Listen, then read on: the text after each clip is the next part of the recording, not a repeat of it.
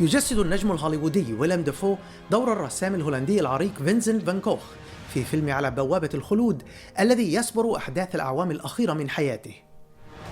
يفتتح الفيلم في باريس، حيث يلتقي فان كوخ بالرسام الفرنسي جوغان الذي ينصحه بالذهاب إلى جنوب فرنسا حيث ضوء الشمس الذهبية، وهناك يقضي وقته في رسم مناظر الطبيعة منعزلا عن الناس إلى أن ينضم إليه جوغان الذي يبث فيه روح السعادة.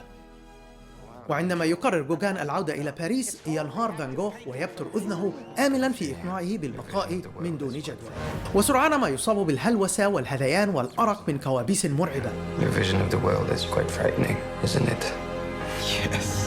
فيبعثه طبيبه إلى مستشفى نفسي، وبعد انتهاء علاجه ينتقل إلى منطقة باريس حيث يستمر برسم مناظر الطبيعة حتى يلقى حتفه. ما يميز هذا الفيلم الذي أخرجه الرسام الأمريكي جوليان شنابل أنه لا يكتفي بسرد الأحداث، بل يغوص في عقلية ونفسية فان كوخ ويقدمه كنسيج يجمع فيه الفن والفلسفة والدين، مما يجعل المشاهد يتعايش معه في محنه ويفهم دوافع سلوكه، ويعود ذلك لأداء دافو الرائع. When you see a movie that deals with an artist or a dancer or a singer or a painter, they really concentrate on the character or the life. They try to explain away or create a psychological portrait of who that person is. The way into this movie is really through his work, through the painting. Okay, when you looked at Van Gogh's paintings, what did you learn about him? I learned that he had a special vision. When Julian was teaching me to paint and he was talking about painting the light, I understand that. I see that in Van Gogh's painting. In terms of art, we're very tied towards function and representation. And Van Gogh took a big leap from that in the respect that he was communicating something that was more like the soul of something rather than a good likeness. So that's in my head, and then I'm practicing this painting. I mean, when I say practicing, I'm in the practice of making things. So I have a concrete way to exercise some of those thoughts. And then, of course, there's a structure. Julian's framing it. He has a very particular point of view. And my experience being transformed in the guise of Van Gogh, hopefully, because it's so experiential and you're with Van Gogh in this movie, hopefully is also the audience's experience. فان كوخ كان مضطربا نفسيا ومنطويا على ذاته منذ صغره، فاختار الدين كمنفذ لمحنه، وبعد إخفاقه في أن يصبح رجل دين انغمس في الفن. A born painter? Yes. How do you know? Because I can't do anything else, and believe me, I've tried. They were connected to each other because his relationship to nature was really his entrance to contacting some spiritual power. So is it a form of healing for him?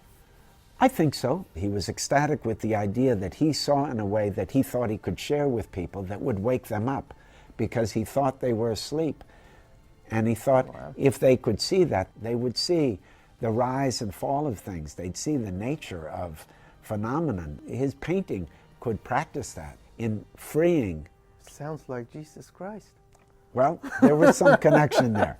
دافو جسد دور المسيح كشخصية مضطربة عام 1988 في فيلم مارتن سكورسيزيز المثير للجدل الإغراء الأخير للسيد المسيح. Do you want to ask me anything else? You play Jesus Christ. Yes. Did you see this similarity? Not specifically, but Van Gogh talked a great deal about Jesus. He was very moved by the chaos and the order of nature. And in an extension by that, you look beyond that and try to understand how does this happen? What's the nature of things? And I think that's a very strong spiritual invite to have some sort of union with a creator. What I say nobody else sees, and sometimes it frightens me. I think I'm losing my mind. But then I say to myself, I'll show what I see to my human brothers who can't see it. It's a privilege. I can give them hope and consolation. You're confusing people. You're confusing yourself with your paintings. I am my paintings. I relate to that to some degree. How? Well, the fact that I remember my life by my movies in a funny way. I learned things in making movies, and the things I learned changed me. I'm not a fixed thing that is there just interpreting things. I'm changing all the time by these experiences. And these experiences become even stronger when they're framed with a certain watchful eye and a point of view. منذ أدائه دوره البطولي الأول في فيلم The Loveless عام 1981 جسد دافو ما يقارب 100 شخصية، من أبرزها الرقيب جوردون ألاياس في بلاتون، وماكس شريك في شبح مصاص الدماء، ونورمان أوزبورن في سلسلة سبايدر مان. كما أدى أدوار شخصيات حقيقية مثيرة للجدل مثل الشاعر تي.اس. إليوت في توم ويفيف، ومخرج الأفلام الإيطالي باولو باسوليني في باسوليني. I've been to hell. Do they all change you and affect you? I think some deeper than others, but yes. Which one has affected you more than any? I think this one, the Jesus character did, Pasolini did a great deal, T.S. Eliot. I'm naming actual real people. Those the artists. But maybe that's because there's such a wealth of information. And you're guided not only by the experience in making the movie, but you have all this input, things to consider. And you can learn things, and then you have a shift of how you think, and you're able to abandon your habits and your impulses. Then you can go towards their thinking and create a very strong picture and kind of challenge who you were before. And you take some of your old self and some of your new self, and that becomes your newer self. That's fascinating. But do you end up... Do I sound a little mentally unstable? I don't know. I think you gotta have some mental issues in order to be creative. When you're thinking out of the box, or you're making things in a different way than we're accustomed to, it does threaten a certain kind of stability in your thinking. And also, it's not always supported by society, because society is there to keep things going as they are. And anytime someone challenges the way things are, there may be problems for them.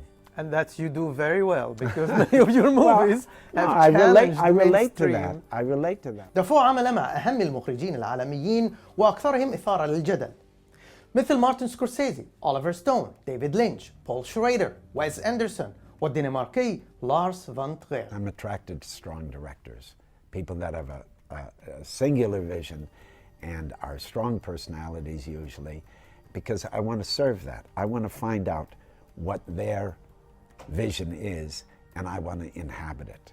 That's another way of learning.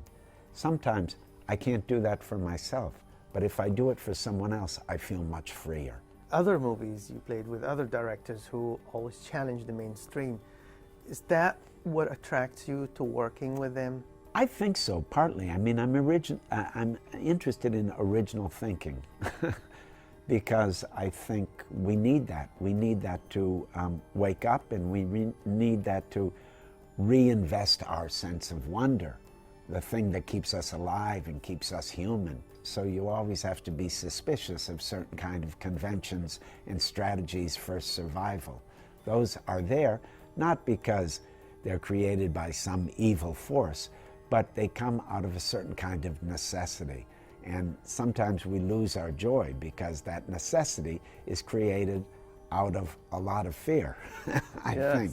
Absolutely. Just because our condition, the condition that, the second we're born, we're dying, is a cross to bear. Yes. And we got to find ways to beat that and think outside of that fear. And art is one way to do it. فان جوخ أيضا أثارت رسوماته الجدل ووصفها الكثيرون بالقبيحة والخرقاء، وكان يعتبر فاشلا ومجنونا. لهذا لم يشتري أحد لوحاته التي بلغ عددها 2100، ومات فقيرا في 38 من العمر. Maybe God made me a painter for people who aren't born yet. I wanted so much to share what I see. Now I just think about my relationship to eternity. فان جوخ لم يجني ثمار جهده لأن فنه سبق عصره، فبعد وفاته باتت رسوماته الأغلى سعراً في مزادات الفن، وتباع هذه الأيام بملايين الدولارات. أما دافو فهو أكثر حظاً، إذ حصد جوائز عدة عن أداء دوره، ونال ترشيحاً رابعاً لأوسكار أفضل ممثل. حسام عاصي، BBC